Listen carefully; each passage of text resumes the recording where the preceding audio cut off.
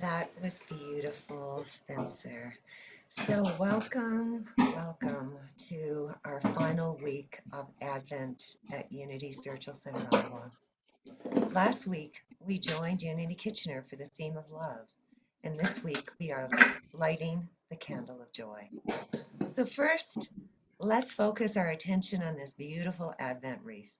Surrounding the candles is a circle of evergreens. This circle symbolizes the love of God, which has no beginning and no end.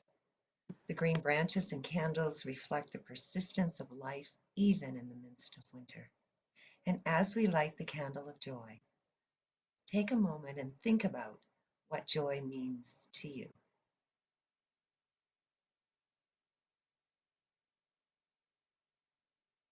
And let us affirm together, on this day of Advent, I remember to savor the joy of anticipation. And take a breath. Often when we think about joy, images of a small child come to mind. A child's joy can be so infectious, causing those around them to open their hearts and experience life in a lighter, more wonder-filled manner. This lightness, joy, and wonder are truly essential to birthing the Christ within. In testament to this, yesterday I heard my 1.5-year-old granddaughter giggling over the phone, and it truly filled my heart with joy. And so with that, it gives me great joy to introduce Rev Cynthia Vermillion Foster. Rev Cynthia is known to us, and she creates spaces for individuals and communities to discover, release, and express their magnificence. An ordained minister of 25 years, Cynthia served as the Director of Minister Services for Unity Worldwide Ministries for 5 years. And prior to that, she served as the regional consultant and regional representative for Canada for 10 years. And in those roles, Cynthia had the privilege of supporting and coaching and consulting with ministries throughout the US and Canada. And our center, Unity Spiritual Center Ottawa, was one of the ministries blessed by this mentorship while Reverend Roxanne was going through ministerial school. So our community, our spiritual community here is blessed to once again have her insights, spiritual wisdom, and guidance. I'm so pleased to welcome you back, Reverend Cynthia, and who will speak on the topic of childlike joy, followed by the meditation. Welcome, welcome, welcome. Thank you so much, Linda. And wow, welcome to each of you. I welcome you into my heart. It is a joy to be with you once again. I have such fond memories of all the times we had together, and I'm delighted to see names in the chat screen that I'm familiar with. Now, when Linda talked about, bringing forward what joy means to you, I'm guessing that a number of you came up with the image of a small child. That is something that I found in a number of situations, that when people talk about joy, they often share an experience with a little one. And truthfully, when Roxanne contacted me and asked me to do this service on joy, this is the image that came to mind for me. It is a picture of my son, who was then about 2 years old. And I love that my father was able to capture this incredible moment of joy of Javon. I mean, here he is, 2.5 years old, and he goes outside, and there's a sewer lid that's a little wobbly. And it was an opportunity for him to jump on it and stomp his feet. And he was just effervescent with joy. It seems that joy and children seem to just go together, doesn't it? They exude it, it bubbles up out of them, and it is a joy that is unbounded, it's free, and it's infectious. It touches us when we see them expressing that joy. I would say that the experience of joy is natural to children. And I think it's natural to us, but something seems to happen, doesn't it? You know, as children grow older, that joy seems to recede a little bit, or at least become a little subdued. I can tell you that my son, who's now 22, if I look at him closely, I can see the joy underneath the surface, but it's not anywhere near as powerful as the joy that I saw in him when he was 2 years old. So, you know, joy seems a little bit difficult for us as adults.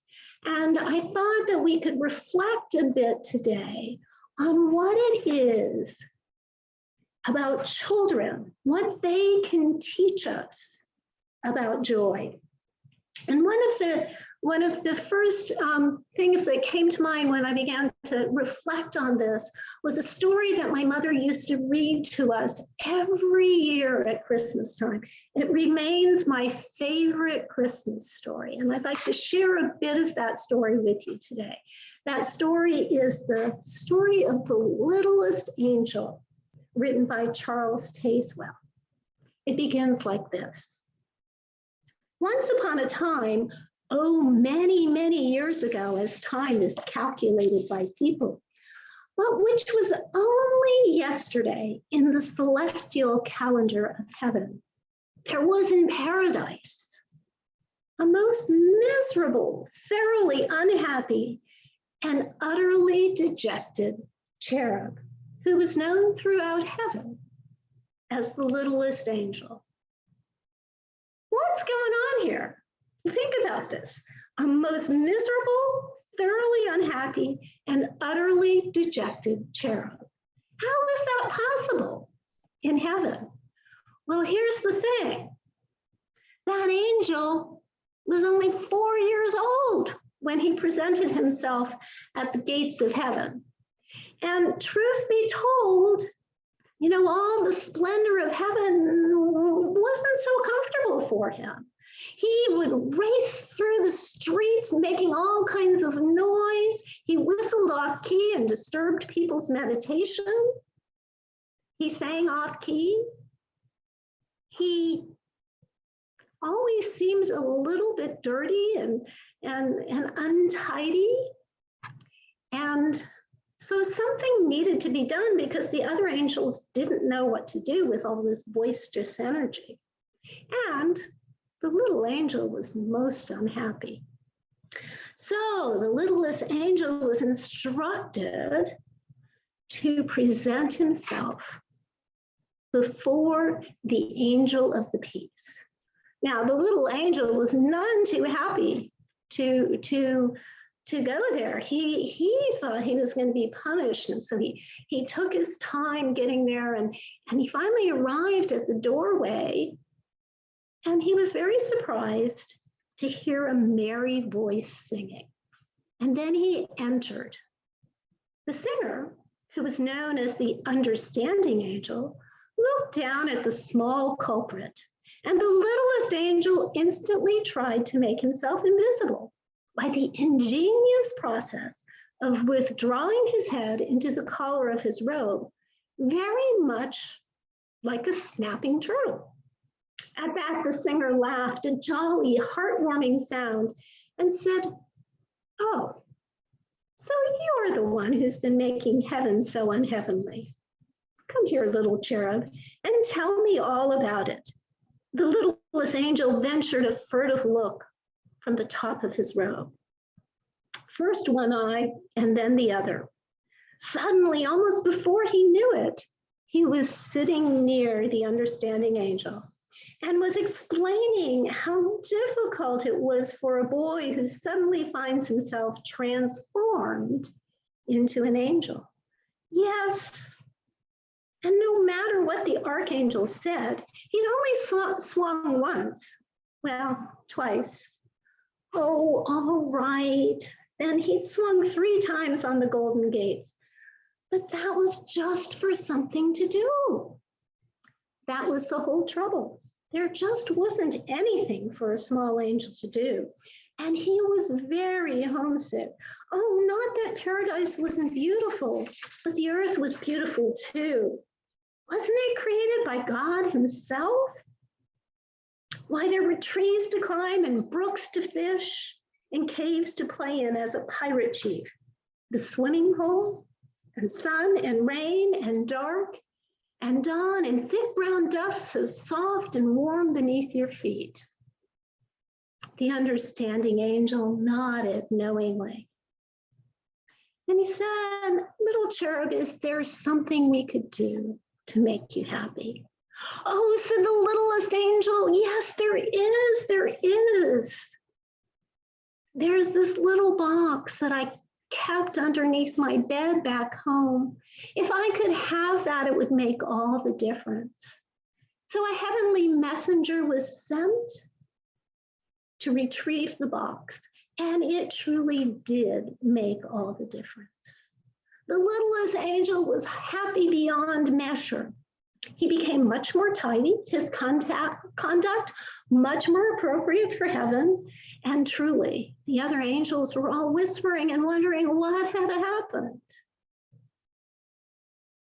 Then it became time for the birth of the Christ child. All the angels were making gifts to present to the Christ child. And the littlest angel pondered and pondered what he could possibly give. And he just didn't know what to do. And eventually all the presents were gathered. And then the thought came to the littlest angel, yes, my little box. And he placed it among the other gifts and stepped back and then was mortified. Oh my gosh, his gift looks so shabby next to all the glitter and splendor of the other gifts. What could he have been thinking? He wanted to take it back, but it was too late, for the hand of God was moving over the gifts, and it landed on the box of the littlest angel. And then God opened the box. And what was his gift to the blessed infant? Well, there was a butterfly with golden wings, captured one bright summer day on the high hills above Jerusalem, and a sky blue egg from a bird's nest in the olive tree that stood to shade his mother's kitchen door. Yes, and 2 white stones found on a muddy riverbank where he and his friends had played like small brown beavers. And at the bottom of the box, a limp, tooth-marked leather strap, once worn as a collar by his mongrel dog, who had died as he had lived, in absolute love and infinite devotion. Then the voice of God spoke. Of all the gifts of all the angels, I find that this small box pleases me most. Its contents are of the earth and of men, and my son is born to be king of both. These are the things that my son too will know and love and cherish, and then regretfully will leave behind him when his task is done. I accept this gift in the name of the child Jesus, born of Mary this night in Jerusalem. And then the little angel watched as that small brown box ascended to the heavens and became the shining star of Bethlehem.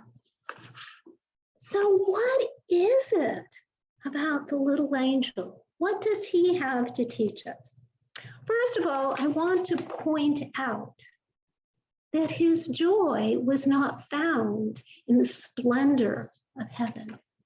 No, it was found in the little things in life, the everyday wonders of life on earth. And so, I'm sorry, I'm trying to share my screen. There we go. And so what we know about children is they fully engage in the present moment. They're all in.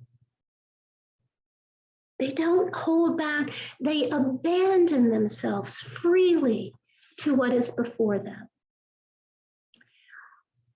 We, on the other hand, tend to hold back. We sort of stick our toe in the water and kind of wonder what's going to happen.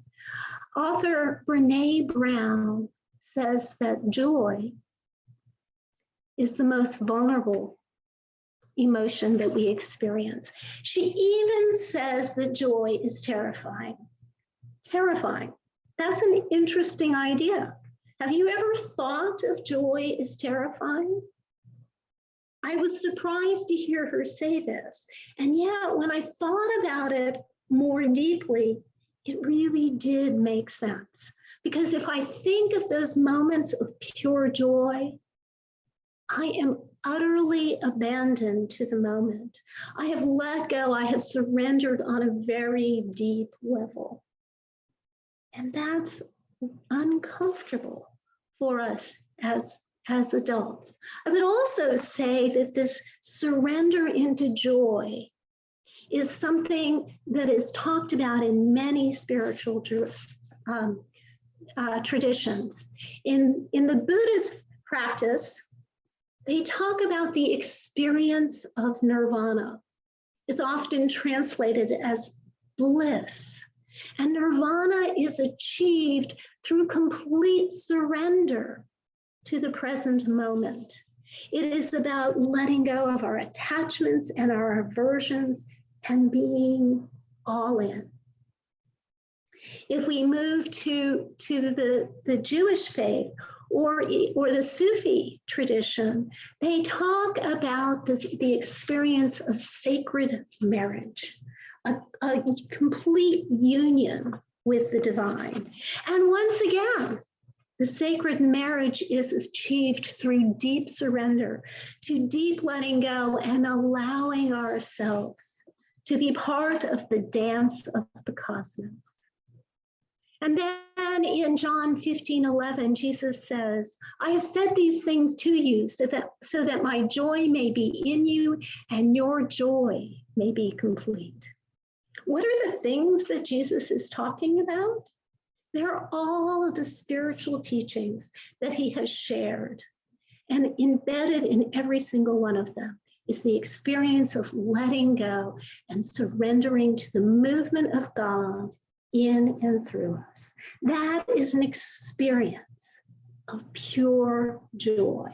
And yet that moment of surrender is difficult for us as adults. All of the mystics talk about the fear of that surrender. And yet, just look at what happens when children surrender to the present moment. They're fully there. There is so much joy, so much wonder, so much celebration in their experience. But I do want to stop and pause and acknowledge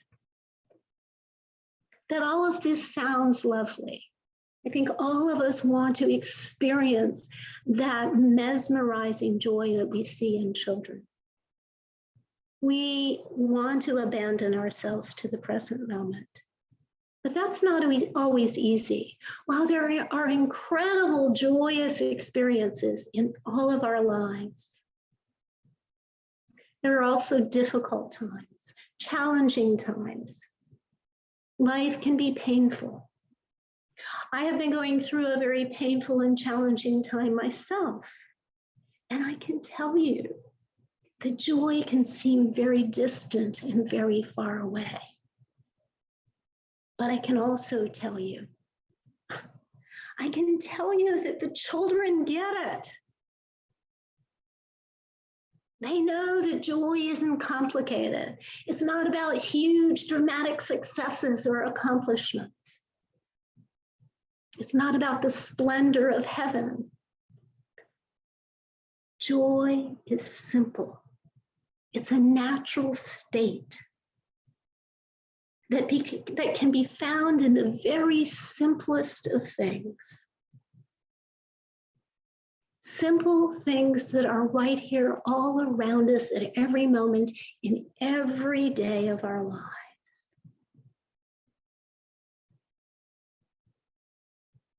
No matter what is going on in our lives, even in the darkest moment, we can pause and we can notice and appreciate and immerse ourselves in the incredible beauty of a sunrise or a sunset.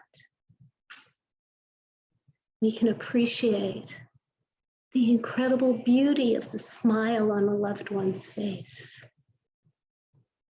We can notice the fragrance of flowers. And this experience of immersing ourselves in the daily wonders of life and really appreciate them allows that joy to bubble up. Now, I know that it's December in Ottawa. You probably aren't going to find a field of wildflowers to go running through, but you might just consider going out and stomping on a sewer cover and see what happens.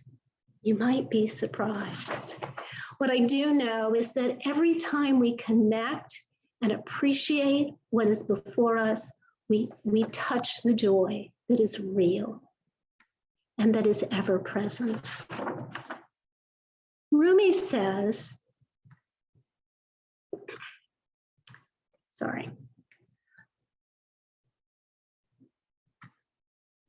Rumi says that when you do things from your soul, you feel a river moving in you, a joy. Children do things from their soul. All of who they are is given to the moment. And that joy wells up. But notice also that the river is not stagnant. It is constantly moving. And joy needs to move as well. Joy is most powerful when it is given away. Notice in the story of the littlest angel, he took that which was most precious to him, his connection to the wonder of life itself, and he gave it to the Christ child. Love is our true nature. Joy is our true nature. They are linked together, and it is our privilege to share our love and our joy at every moment of our lives. But most importantly, as we lean into this fourth Sunday of Advent and prepare ourselves for the birth of the Christ, as you share your gifts with your family and friends, don't forget to give the gift of joy, to give the gift of your soul welling up and touching another life. Merry Christmas and God bless you.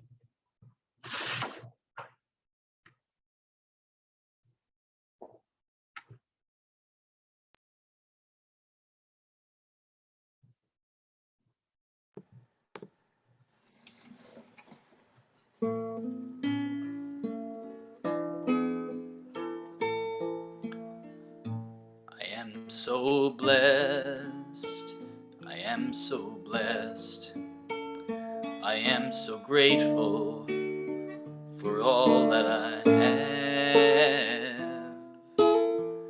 I am so blessed, I am so blessed, I am so grateful, I am so blessed.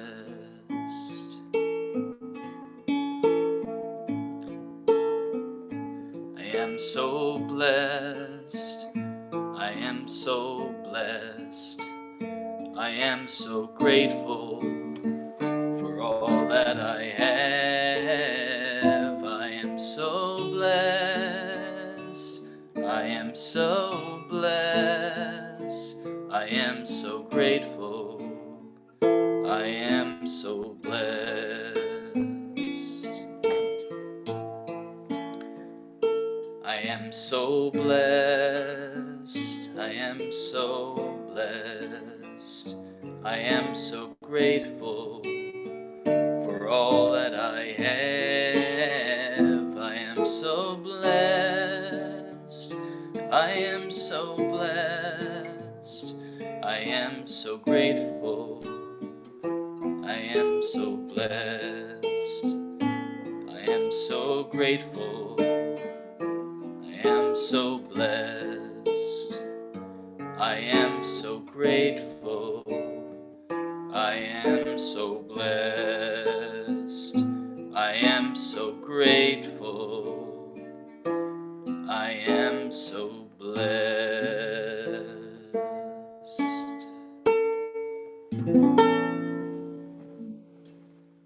Thank you, Spencer. So let's just take a moment. I invite you to close your eyes if that's comfortable, to relax into your chair, to take some deep cleansing breaths.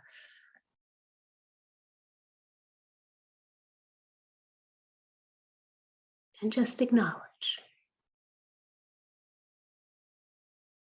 that you are blessed and feel the gratitude and appreciation for all the little blessings in your life.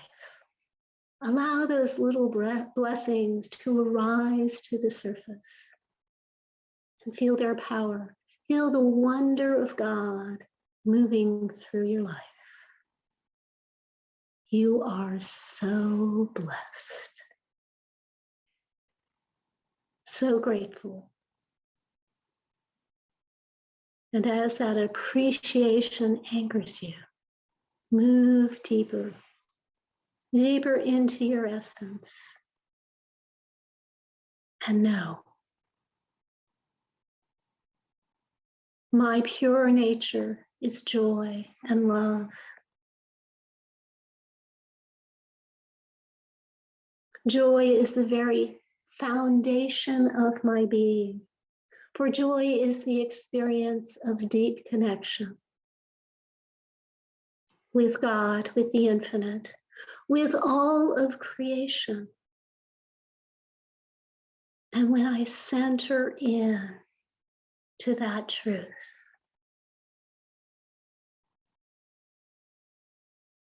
an effervescent, unbounded joy rises up.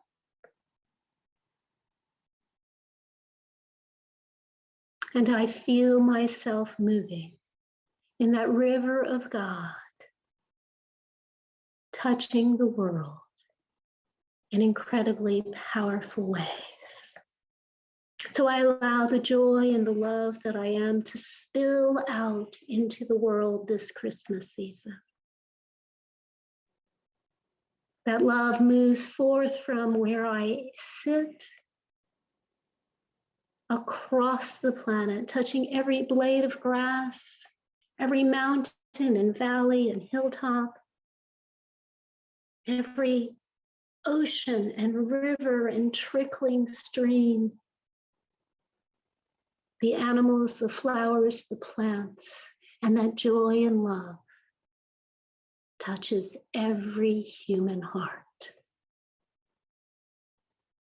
I feel my connection with all of that and am washed in an experience of pure, transcendent, uninhibited joy. And for just a few moments in the silence, I allow that joy to move out and immerse myself completely in the expression of that joy.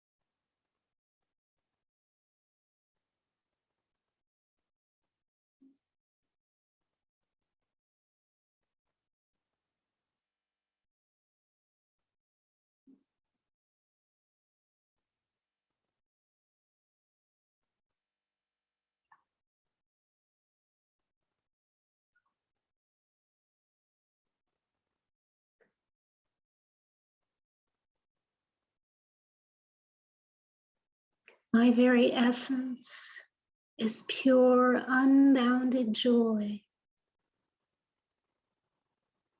I allow myself to awaken to that truth and to be the expression of joy to the world around me. And so it is, and so it shall be. Amen.